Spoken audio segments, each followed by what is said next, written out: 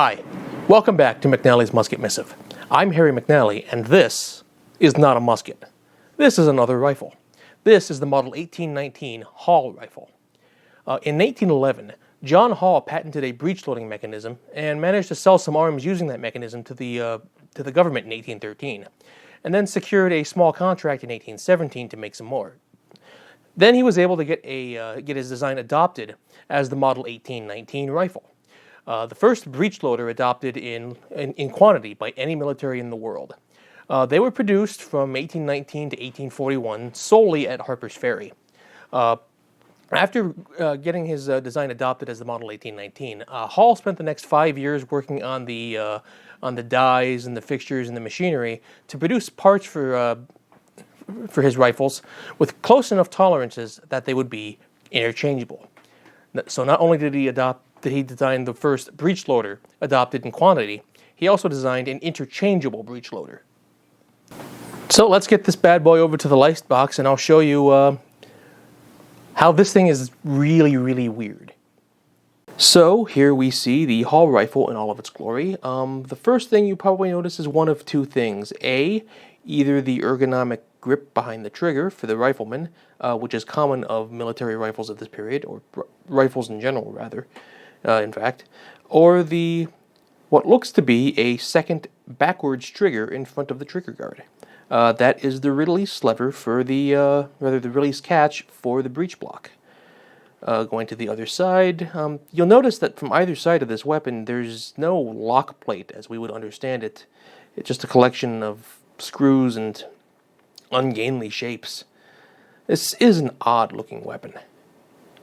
Moving forward, rather closer look at the action.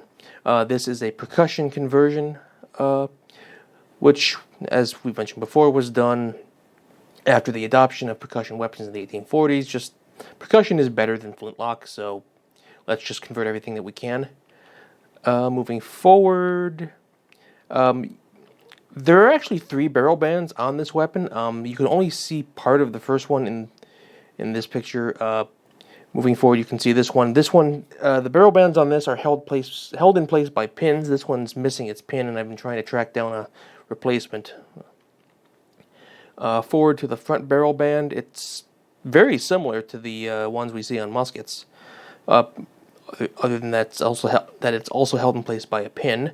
This weapon has a ramrod because military officials wanted a ramrod just in case the breech loading mechanism didn't work for whatever reason. And notice that front sight. That is actually off-center, offset the center line of the barrel, and we'll go more into that in a second. Okay, so here we've got the top of the breech block. Notice the way the receiver bows out like that. Again, very, very odd-looking weapon. This one was made at Harper's Ferry in 1832. Note John Hall's name, rather prominent on the breech block. Another look at the percussion works on this guy. I believe this was an arsenal conversion, not one of the more slapdash conversions done by Southern arsenals in the run-up to the American Civil War. Fun thing is that if I wanted a flintlock Hall for my collection, but for whatever reason only had the space to display one at a time, I could just buy a flintlock breech block and just swap them out, because these are interchangeable. Why I would separate a breech block from a rifle and buy it separately like that is a different question, but it's kind of neat to think about. Alright, so here we've got the rear sight. Notice how it is offset from the center line of the barrel. That's so that you can actually aim, because that hammer is in the way.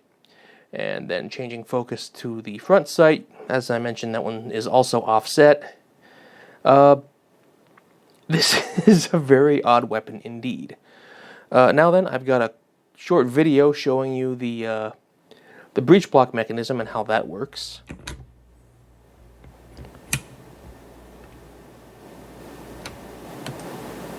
I also noticed that I didn't take any photographs of the front of the breech block, so here we go. Here's one I took a while back when I first got this. One of the problems with the Hall design is that the manufacturing tolerances of the time couldn't achieve a tight enough gas seal to avoid gases escaping when you fired. As these guns aged, that problem became worse and worse, and if you ever watch a video or see in person somebody firing a Hall rifle, a lot of times you'll see them getting gases in the face. It's just a problem that manufacturing of the time couldn't overcome. In addition to the flintlocks, percussion carbines were made in the 1830s and 40s by a contractor, Simeon North, I believe, and at Harper's Ferry. Additionally, a number of flintlocks were converted to percussion, as this one was, during that period when they realized, okay, flintlocks are over. Let's take all these rock bangers and make them into percussions. And then there was also a dedicated run of percussion rifles made at Harper's Ferry in 1841, called the Model 1841, which is not to be confused with the other Model 1841, the Mississippi rifle, which I will not be talking about at this time because I don't own one. This arm, in both flintlock and in percussion, saw use in the American Sengoku period. So that is unfortunately really all I have for this episode. I just wanted to highlight this weapon because I think it's really neat. Also, if you're a student of military history as I am, you'll know that the brass hasn't always been particularly favorable of change, and that's always been the case. If you'll notice, this rifle, despite being a breech loader, has a ramrod. Why? Just in case. Anyway, that's all I've got for this episode. Thank you very much for watching. Please like this video, subscribe to my channel if you haven't already, and comment below if you have any questions or if there's anything else you'd like to see from me. I would like to thank my Patreon supporters very much for their support. If you'd like to become one of them, and please do, there's a link down below in the description. And other than that, that's all I have. Thank you very much for watching. Have a great day. Bye.